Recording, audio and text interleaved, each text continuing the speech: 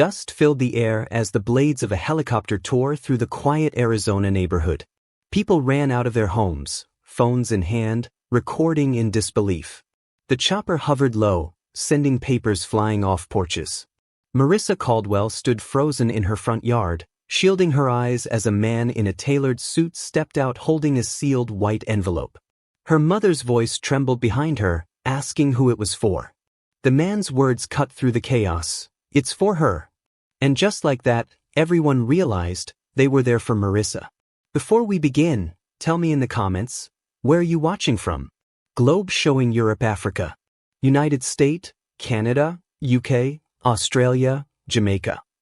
Marissa Caldwell had grown used to the sound of alarms. Not just the ones on her phone, but the inner ones, the ones that told her time was running out. At just 22, she carried the kind of pressure most people wouldn't understand.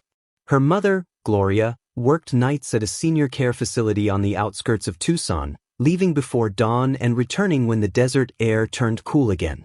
Every dollar they made was spoken for rent, utilities, tuition, and the old Toyota Corolla that coughed and wheezed like it had lungs of its own. Marissa was in her final semester of nursing school at the University of Arizona. She had one more exam to pass, one single test that would secure her full scholarship renewal and push her toward graduation. She'd been studying nonstop for days, sometimes sleeping at her desk. Her friends teased her for being too serious, but she wasn't chasing good grades for pride. She was chasing them because she knew what losing that scholarship would mean: no tuition, no degree, no way out. The morning of the exam was unseasonably hot, even for Arizona. The sky glowed a dry, relentless blue, and the air felt heavy with the scent of dust and gasoline. Marissa woke up before sunrise, flipping through her flashcards one last time while her mother slept on the couch, still in her scrubs. The TV flickered softly with a morning news segment, but Marissa barely noticed. Her heartbeat was louder than anything else. She packed her bag, kissed her mother on the forehead, and promised herself that no matter what happened, today would be the turning point. She would ace that exam. She would make her mother proud. Her old Corolla rattled to life on the third try. It wasn't pretty, but it moved, and that was enough. The drive to campus took 40 minutes through cracked desert highways and sleepy neighborhoods waking up under the rising sun. She sang quietly to calm her nerves, tapping her fingers on the steering wheel. Halfway there, just past a lonely gas station, the Corolla sputtered. The temperature gauge spiked. Then the engine died. Marissa coasted to the shoulder, praying under her breath as she tried the ignition again. Nothing. She stepped out, the heat hitting her face like a wave. There was no shade, just endless desert and a two-lane road stretching toward the horizon. She opened the hood, but steam poured out. The radiator was done. Frustration tightened in her chest. She checked her phone, barely 1 bar of service. She considered calling a tow, but she knew she couldn't afford the delay. Every minute here was a minute closer to missing the exam. Then from across the road, she heard a faint cry, a woman's voice, panicked and broken. Marissa looked up to see a black SUV pulled over on the opposite shoulder, smoke curling from under its hood. Through the windshield, she could see a woman frantically trying to unbuckle a car seat. The passenger door was jammed. Instinct kicked in before logic. Without thinking twice, Marissa ran across the road, waving her arms to stop oncoming traffic. She reached the SUV and found a young mother, pale, trembling, tears streaming down her face, struggling with a baby who was crying uncontrollably. The woman's hands shook so badly she couldn't unbuckle the straps. Marissa took over, freeing the baby and guiding the woman away from the vehicle. The engine sputtered, then caught fire near the hood. Marissa's heart pounded as she pulled both of them farther back. She checked the baby's breathing, wrapped her sweater around the infant, and used her phone to call emergency services. Minutes later, a fire truck arrived. The first responders quickly put out the flames and examined the woman and her child. The mother kept thanking Marissa, her words trembling, her gratitude overwhelming, but Marissa was too dazed to process it. She watched as the paramedics loaded the woman and child into the ambulance, assuring her they'd be okay. By the time everything was over, the desert sun had climbed high. Her phone buzzed with a calendar reminder. Exam begins in 15 minutes. She sprinted back to her car, started it again after cooling the engine, and drove faster than she ever had, heart racing, tears burning her eyes. She reached campus 20 minutes late, her hands trembling as she reached the exam hall. The door was locked. She knocked, pleaded with the attendant, but rules were rules. No late entries. Her professor, through the glass, gave her a sympathetic look but shook his head. The test was closed. Her grade, automatic 0. Marissa sank onto a bench in the hallway, her chest heaving, her throat dry.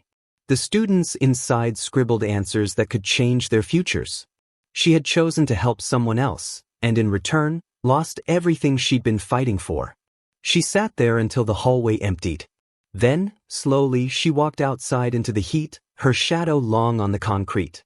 That night, she returned home and told her mother only that she didn't do well. She didn't have the heart to say what really happened. The next morning, she opened her email to find a notification from the financial aid office. Scholarship status under review. It was the start of a spiral she couldn't control. But little did Marissa know, the woman she helped that morning wasn't just anyone. She was Lydia Drayton, the wife of one of America's most powerful men. And though Marissa didn't realize it yet, that roadside choice, that split-second decision to help a stranger, had already changed the direction of her life forever. Marissa's days began to blur after that morning. The weight of the failed exam hung over her like a storm cloud that refused to pass. Her scholarship status remained pending for 2 weeks, then the email came. Scholarship revoked due to academic noncompliance. Those words hit her harder than anything ever had. She'd worked for years to build a future that could lift her and her mother out of struggle, and now it was gone with a single missed test.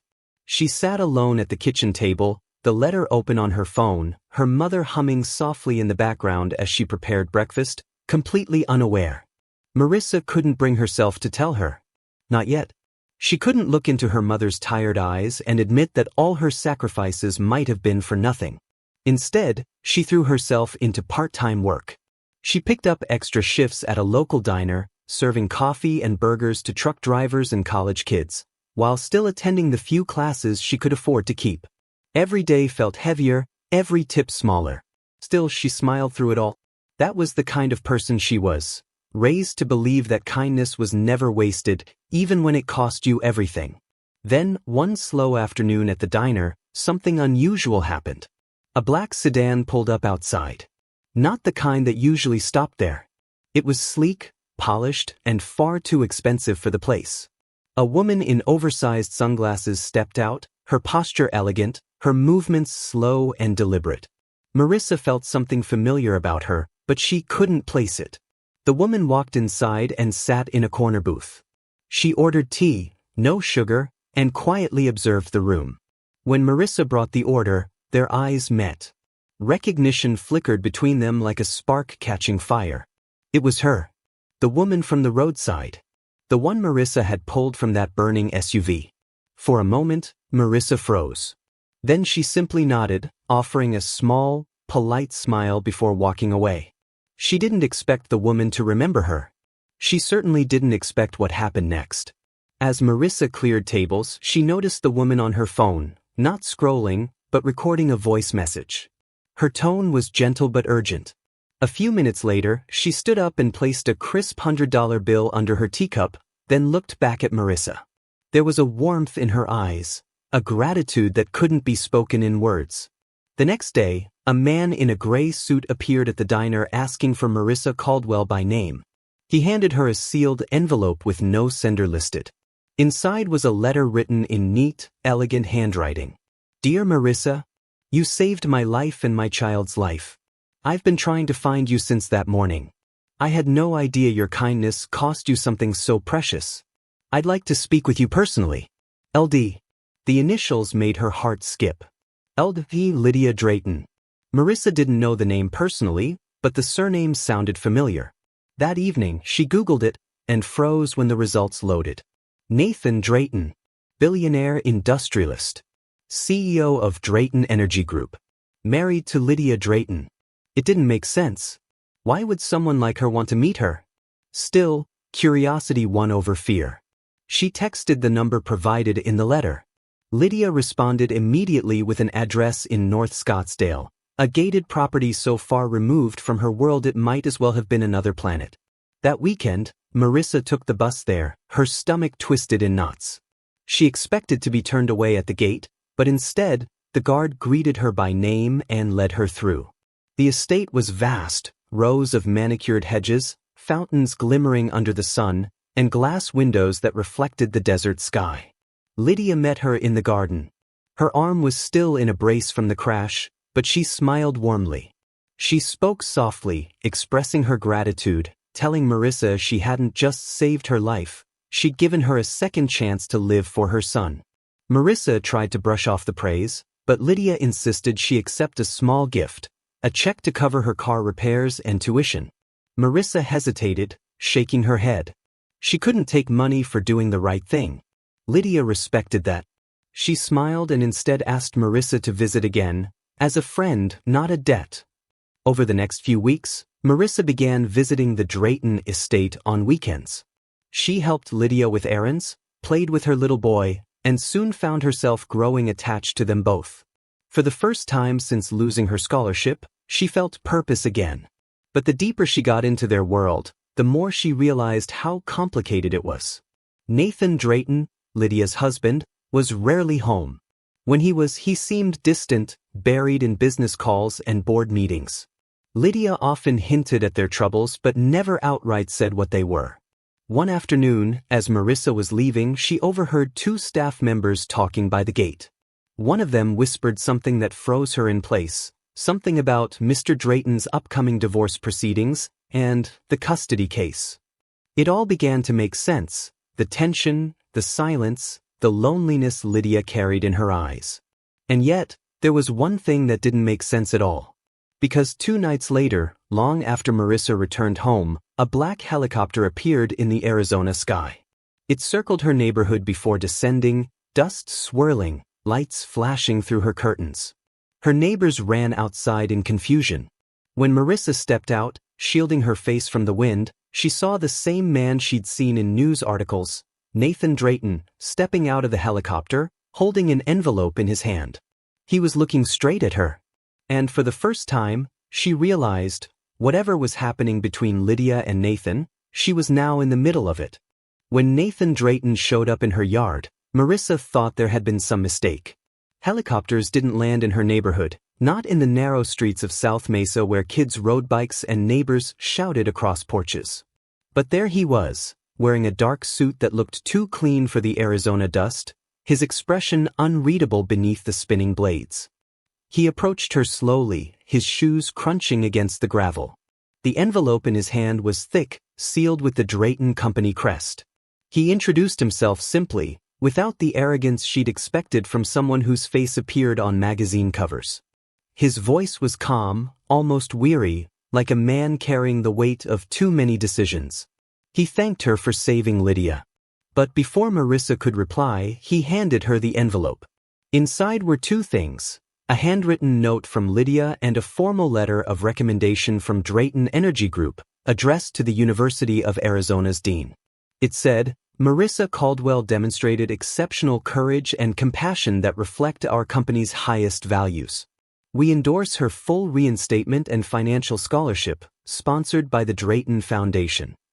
Marissa's breath caught. It was everything she had lost, returned in a way she could hardly believe. But there was more. Nathan told her Lydia had spoken endlessly about her, about how her presence had brought light back into a lonely home. He said Lydia wanted to see her again, but was in a wellness retreat for recovery. He offered to fly Marissa there that weekend, saying Lydia insisted on it. Marissa hesitated. There was kindness in his tone, but also something guarded. She agreed, partly out of gratitude, partly out of confusion. When she returned inside later, the neighborhood was buzzing. Kids were pointing, adults were filming, and her mother was standing on the porch with tears in her eyes. She had seen the helicopter land, seen her daughter speaking with a billionaire, and for the first time in years, she didn't look tired. That night, as Marissa sat on her bed holding the scholarship letter, she thought about how everything had changed because she stopped to help a stranger on the highway. And then she thought about how many times people don't stop. How many times we scroll past, walk by, or assume someone else will help. Her story wasn't just luck. It was proof that one act of kindness could change the course of a life. It was the kind of truth people forget until it finds them. If you've ever believed that doing the right thing no longer matters, stories like this are the reason you're wrong. Subscribe, not for the algorithm, but to remind yourself that good hearts still exist in this world. 2 days later, Marissa boarded the Drayton family jet to a retreat outside Sedona. The place was breathtaking, red cliffs glowing under the afternoon sun, the quiet hum of cicadas in the desert air. Lydia greeted her with open arms. She looked healthier, calmer. She told Marissa she'd convinced her husband to restart the scholarship fund for underprivileged students, all in Marissa's name. Marissa felt her throat tighten. The idea that her small decision on the side of a highway had inspired something so much bigger was overwhelming. But while Lydia spoke, Marissa couldn't shake the feeling that something about the story didn't add up. When she mentioned Nathan's visit, Lydia's expression shifted. It wasn't anger, more like surprise. She said Nathan had been away on business in Chicago that day. Marissa frowned. "Was at my house," she said quietly. "He gave me this letter." Lydia went pale. She asked to see it, studied it carefully, and then looked up with eyes that carried something darker than confusion, fear. "That's not Nathan's handwriting," she whispered. The air in the room grew heavy. The letter, the scholarship, the entire meeting, it had all seemed so legitimate. If it wasn't Nathan, then who had come to her home? Outside, the sound of a helicopter echoed faintly again in the distance. Lydia stood, gripping Marissa's hand, her voice trembling. "Marissa," she said, "I need you to tell me exactly what he said." And that's when Marissa realized she might not have been saving Lydia anymore. Lydia might be trying to save her. If that wasn't Nathan Drayton, then who had come for her? That night, Marissa couldn't sleep. She replayed every detail, the man's voice, the letter, the way he looked at her mother with that polite smile before stepping into the helicopter. It had seemed too perfect, too polished, like a scene written by someone who knew exactly what hope looked like. Lydia called Nathan from the retreat, and when he answered, confusion filled the air. He hadn't been anywhere near Arizona that week. He hadn't written any letters or sent anyone to see Marissa. When she told him what happened, his tone shifted from disbelief to alarm. He asked if anyone had taken pictures, if anyone else had seen the man's face. But no one had gotten close enough. The noise, the dust, the chaos of the landing had kept everyone back. Lydia immediately contacted security. A private investigator arrived by dawn, combing through everything, the name on the helicopter manifest, the paper used in the letter, the signature at the bottom. Within hours, they learned something that sent chills through everyone involved. The letter was real, but the ink and stationery belonged to a file used by Nathan's company 6 years earlier, in a charity scandal that had been quietly buried. The man who came to Marissa's house wasn't Nathan Drayton. He was Richard Hale, a former executive who'd been fired and later indicted for embezzlement from the Drayton Foundation.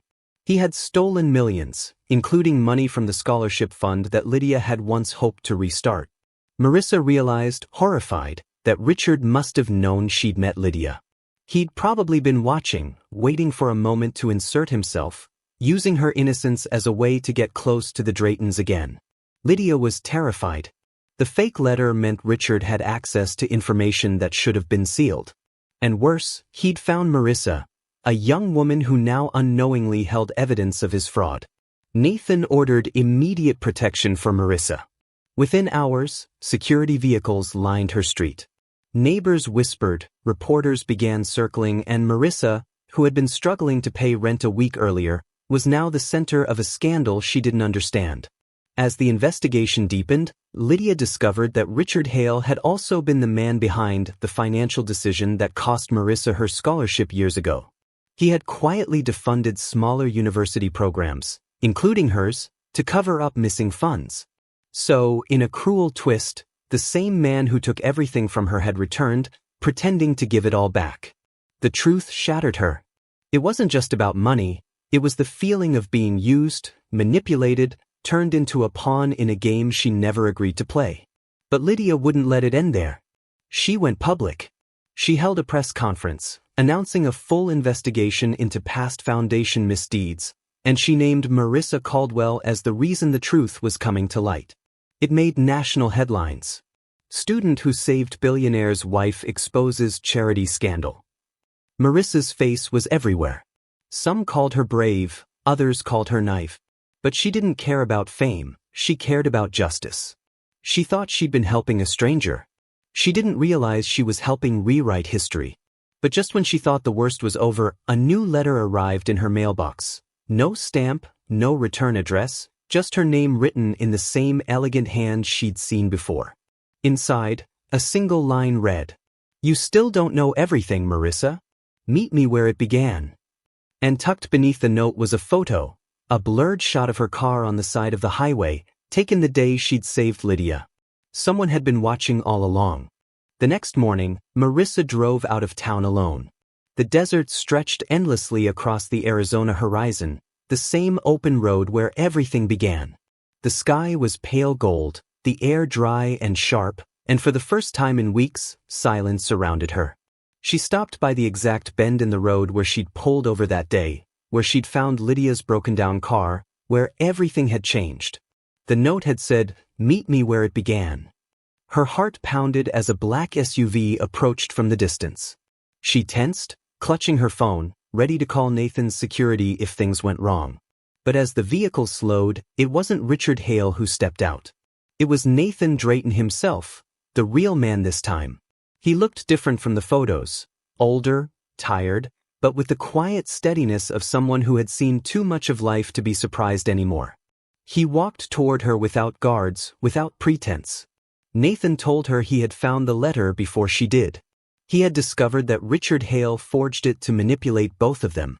But what Richard didn't realize was that Marissa's simple act of kindness, helping Lydia that day, had exposed everything he'd spent years trying to bury. Nathan admitted he had wanted to see her for himself, not as a victim, not as a name in the news, but as the young woman who reminded him of everything his wealth had made him forget. He apologized for the pain she had been dragged through, for the scholarship that was stolen, for the chaos that followed her act of compassion. But Marissa shook her head. She didn't want pity, she wanted purpose. So Nathan offered her one. He told her he was rebuilding the foundation from the ground up. No boards, no committees, no corrupt executives. Just honest people helping other honest people. He wanted her to lead the new scholarship division, to choose students who'd been overlooked, just like she once was. Marissa couldn't speak at first. She had gone from fixing her car on the side of a dusty highway to standing face to face with one of the richest men in America, not because she wanted anything from him, but because she gave something when no one else would. As they stood in the heat of the Arizona sun, a helicopter roared faintly in the distance again. This time, it wasn't chaos or confusion. It was closure. Lydia stepped out, smiling through tears, and hugged Marissa. The three of them stood there quietly, the billionaire, the judge's wife, and the girl whose missed exam changed all their lives. Months later, Marissa's name appeared in national news again, not as the student who exposed corruption, but as the director of the Caldwell Drayton Scholarship Fund, an initiative that helped hundreds of struggling students across the country return to school. Reporters asked her once what she thought about missing that exam, the one that had nearly cost her everything. She smiled softly and said, "Sometimes the test you miss isn't the one that defines you, it's the one that finds you." And for the first time in years, she didn't feel like a struggling student or a forgotten name. She felt seen. Because kindness, even when it costs you everything, has a way of finding its way back home.